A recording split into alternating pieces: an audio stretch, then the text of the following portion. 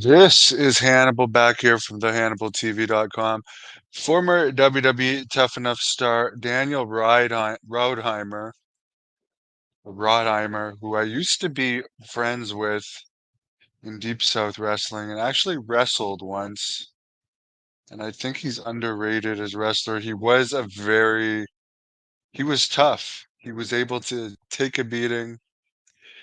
He had a lot of heat because supposedly Stephanie McMahon liked him, and as you can see here, he has a superstar look. He was tall, he's still lean, muscular. A lot of people thought that Randy Orton may have been jealous of him, and he was ribbed, and believe he basically quit, went into real estate, and it's really sad what's happening now. He's 45 years old, living in Texas. I guess he's out on bail. He's been indicted on murder charges related to killing this man, um, who apparently spent 20 years in prison related to, his name is Christopher Tapp, related to a false accusation of a 1996 killing. And he got an $11.7 million settlement. However, I guess Dan Raudheimer and his family were at Resort World Hotel in Las Vegas. And supposedly, this Christopher Tapp had been trying to give Rodheimer's daughter cocaine, and he beat him to death. It was originally thought that the guy just fell and died, but it later came out that I guess Rodheimer, I guess, beat him to death. I mean, that's a horrible drug, and if someone's given that to your kid, fuck, I could understand the anger. But I guess they tapped Rodheimer's phone and got some text messages from his wife. One of the text message from his wife says, "I watched you nearly murder somebody and I had to take your redacted hands off from his neck and laid there as you ran away, and I spent the next 2 hours trying to take care of him. No one should have to watch their husband murder someone."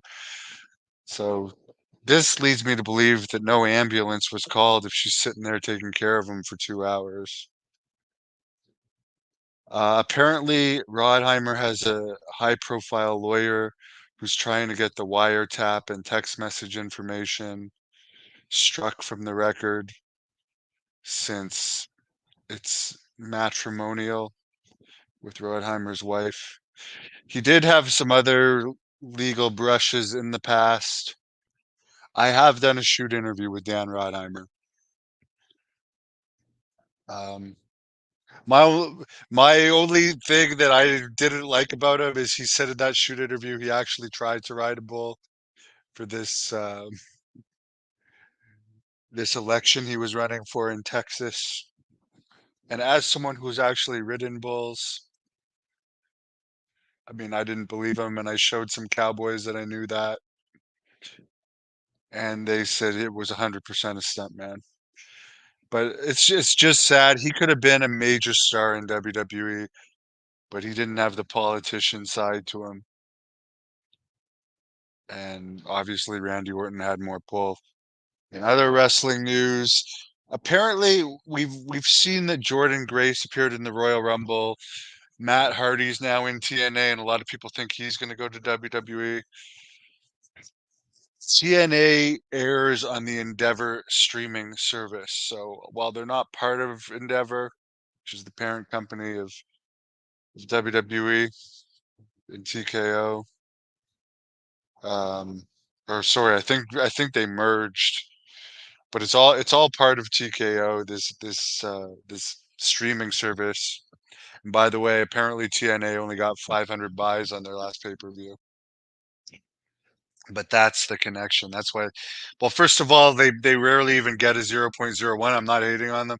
I'm just stating facts. But why WWE like doesn't care about showcasing their talent? There's no threat there.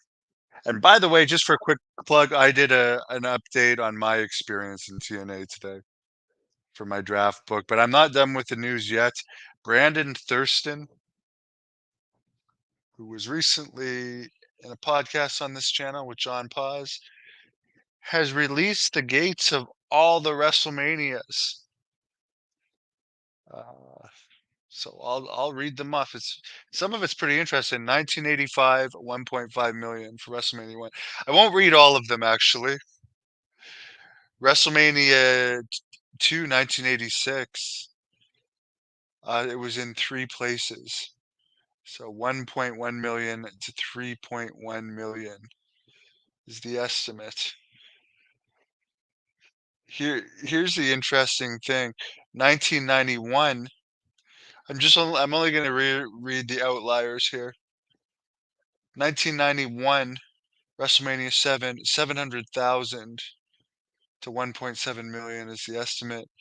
92, which was in the Hoosier Dome, a dome show. That shows you how cheap the tickets were. 1995, 800,000 to 1.5 million. 1996, which was WrestleMania 12, which was a terrible WrestleMania. 700, and everyone that says Bret Hart was so popular, 700,000 to 1.5 million. 97, again, this is before Austin took off, 800,000 to 1.6 million. Then 98, it starts going up again. 2009, WrestleMania 25, that was a big one. 7.2 million to 10.5 million. That was a record. In 2012, WrestleMania 28, 8.3 million to 11.3 million. Then it just 2013, WrestleMania 29, 11.3 million to 15.2 million. WrestleMania 2019, WrestleMania 35, 16.9 million to 20.6 million. Last year's WrestleMania 2023, 21.6 to 22.1 million. And then they just blow it away this year with The Rock returning. 38.5 million. And of course, they're doing 2 nights in 2023, 2024. So that's one of the reasons why it goes up. And ticket prices have just gone crazy lately. Dennis, it's it can be as someone who has tried it before. It's not always good. It's a dangerous drug, and I wouldn't recommend anybody do it. 100% don't do it. It's very bad, and especially for kids, stay away from that. It destroys lives. Jack Kilby checking in from Mexico, where I believe he was scouting talent at the big CMLL show last night, the 38th anniversary show. If you're wondering where he's been, is that Val Venus? I don't know who you're talking about. Anyways, guys, Jack, enjoy the rest of your trip. It was pretty cold here in Ottawa today. I was doing some outside work at the church where my grandmother's buried this morning. The sun came out for a bit, but by the time I went to the gym later in the day, it was freaking cold. CMLL and Arena Mexico are awesome. I don't think I could sit through CMLL. It's not my style of wrestling as far as watching it on TV, but I would like to go to a CMLL show at Arena Mexico sometime or wrestle for them. Oh, it looks like Val Venus in the thumbnail. It's Dan Rodheimer, who actually had a better physique than Val Venus and was taller than Val Venus. Although I am friends with Val Venus and have interviewed Val Venus twice. Jack Kilby, apparently a Blue Demon Jr. fan. Well, enjoy the rest of your time there, sir. And since you're checking in, He's having a vacation because when he gets back, he's got to start promoting this. We're almost 2 months away. We're 2 days away from 2 months away from Jack Kilby's first Great North Wrestling event, 2024, Napanee, Ontario. I am going to be wrestling on this card, and this is my 16th or 17th day in a row at the gym. Dennis, I had Piper yesterday. She's great. Very, very happy and as feisty as ever. At 14 and a half, I love her so much. Val Venus was a great character. Biggest show in Napanee in years. I think I've did an interview with Brutus Beefcake. Here's what one thing I'll always remember Napanee for. The show that I used Brutus Beefcake for in Napanee was the show where WWE called to hire me on the famous contract that I got rescinded. That was in June 2009. And we had over 600 fans for that one. Then we came back with Hacksaw Jim Duggan a couple years later, had a pretty big crowd. Then in 2017, I wrestled Gangrel and we sold the place out. Jack Kilby has signed a legend for this year's Great North Wrestling season, and I don't think you're talking about Paul Roma. He's talking about someone else. He's Angel Medina is not the legend, but he's also going to be at Napanee. Mario Mancini is not the WWE legend.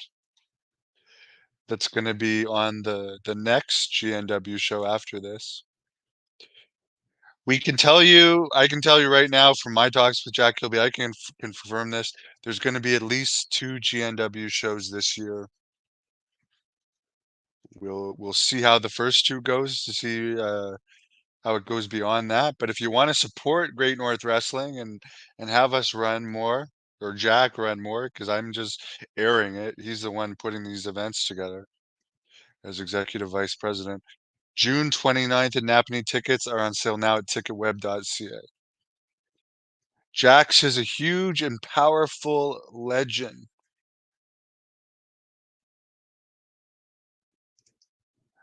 Dennis, I don't know who Tom Taylor is. I'm sorry, I have no idea who that is. So June 29th, Napanee tickets at ticketweb.ca, and they'll be at the arena too sometime next month. I'm sure Jack will keep you posted. Please give this video a like. Arriba to you, Jack, in Mexico.